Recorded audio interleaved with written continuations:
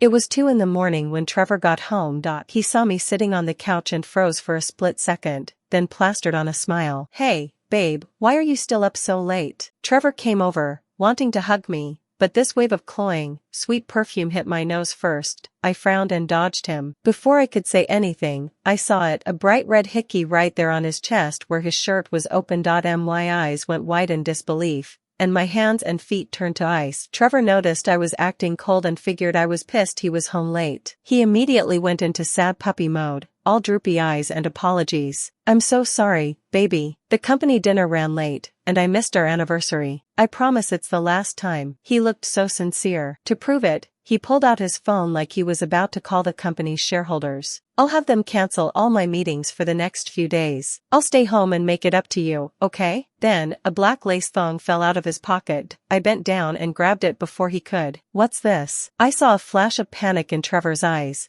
and he rushed to explain. Oh, that must be when my buddy lent me his jacket earlier. Yeah, I'll return it to him later. I bit my lip, my knuckles white as I clenched my fist. That thong was exactly the kind his little assistant, Madison, had posted on her socials. Something about a surprise for her boyfriend. Seeing I wasn't buying it, Trevor's eyes started to water. He took my hand like he was scared. Babe, don't you trust me? I can call him right now to prove it. I fought down the emotions bubbling up inside and pulled my hand away. Never mind. Trevor visibly relaxed. Okay, I'll go change and make us a snack. We'd been married for 6 years. For 6 years, Trevor had been a model husband, always telling me where he was going, always putting me first. I trusted him completely, but now, he was sleeping with his assistant. Trevor probably forgot, but on our wedding day, I told him if he ever betrayed me, I'd vanish from his life forever. The next morning, Trevor was back to normal, making breakfast and waking me up. He even put my hair up in a ponytail and kissed me on the forehead, all sweet and innocent. Hey, I'm sorry about last night, baby. Tonight, we're celebrating our anniversary, no matter what. Before I could answer, his phone rang. The screen lit up with 2 words, Madison Stone. Trevor glared at it and declined the call, but it immediately rang again. After a few tries, he snapped and walked away to answer it. What do you want? He hissed. I told you not to call when I'm at home. The house was quiet, and I could hear Madison's whiny voice as clear as day, even through the phone. But Trev, don't you remember? Today's our 100th day, and you promised we'd spend it together. I saw Trevor hesitate for a second, before finally giving in. He hung up and came back, all apologetic. Listen, babe, something came up at work. I have to go. I nodded, trying not to show anything. Go ahead. I knew you'd understand. You're the best. I'll get back as soon as I can. He grabbed his coat and practically ran out the door. I put my fork down and followed him. As soon as he stepped out of the building, Madison Stone practically jumped into his arms wearing some kind of sailor outfit. Trevor pushed her away, annoyed. What are you doing here? If my wife sees you, you'll be sorry. Madison's face fell, and she pouted. But I miss you. She looked up at Trevor and gave him a little kiss. Trevor froze, then kissed her back even harder. My chest was so tight it was hard to breathe. I couldn't watch anymore, so I turned around and went back inside. Soon after, Madison posted on her private socials, 100 days. My man just proposed at the top of the Ferris wheel. I smirked. Trevor proposed to another woman on our anniversary. I guess nothing lasts forever. Around dinner, Trevor rushed back in with 99 roses. Baby, happy anniversary, forever and always. He got down on one knee and put a massive pink diamond ring on my finger, his eyes shining. I just stared at him.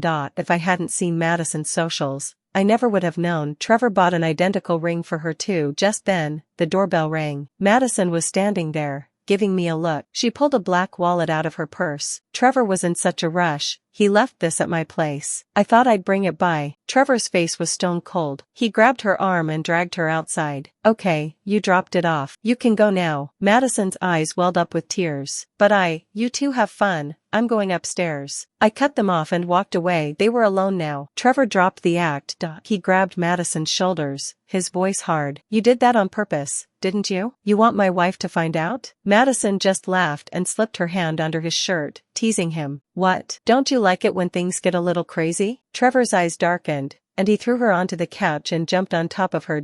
I stood there, biting my lip so hard I almost drew blood, trying not to cry.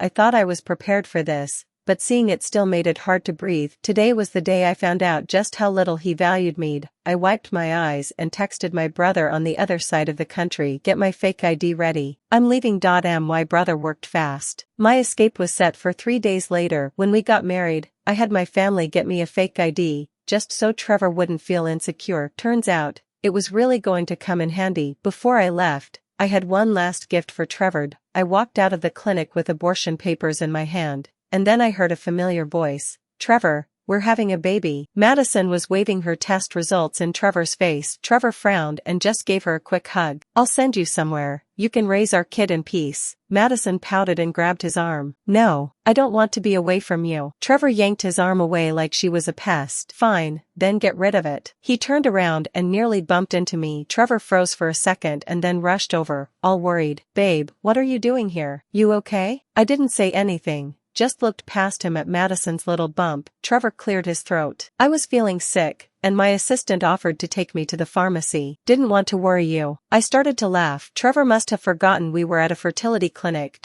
He steered me away. How about French tonight? Madison tried to follow, but Trevor just glared at her until she backed down. Seconds later, I got a text from her. Don't think you've won. I'm pregnant with Trevor's baby. He's going to divorce you. He likes a little spice, and you always make him use protection. So boring. Every night when you're asleep, he comes to me. We've done it in his car, in the club bathroom, even in your bed. Then came a bunch of raunchy pics and videos. I turned off my phone and took a deep breath. Almost there. On my last morning, I put the abortion papers and screenshots of the texts in the bedside drawer. Trevor came in. Babe, want to go to a party this afternoon? I didn't want to give him a reason to suspect something, so I agreed. Trevor and I walked into the ballroom, and I immediately spotted Madison with a glass of champagne. She was talking to an investor and made sure to rub up against him when she saw us looking. Trevor's fingers dug into my arm for a second before he let go, leading me the other way. He didn't say anything, but his eyes never left Madison. I couldn't take it anymore and told him I was going to the restroom. Trevor looked relieved. I'll go mingle. I went to the stairwell, and sure enough, I heard the voices. Trevor had Madison pinned against the wall, his voice tight. Who was that guy? Why were you with him? Madison wrapped her arms around him and teasingly poked his throat. Are you jealous? He wants to take me to see the fireworks later. Should I go? Trevor stared at her for a second before kissing her hard. Come with me later. We'll settle this. Madison looked past him to me, a flash of triumph in her eyes. Minutes later, I got a text from Trevor. Babe, I ran into a mentor who helped me a lot. I might be out late. Have the driver take you home. I started to reply when my phone buzzed again. The fake ID was ready. I smiled and typed my last message. Okay. Check the drawer when you have a chance. I have a gift for you. Then I walked out of the ballroom, broke the SIM card, and threw it in the trash. I grabbed my temporary ID and passport and took a cab to the airport. From now on, Trevor would never find me.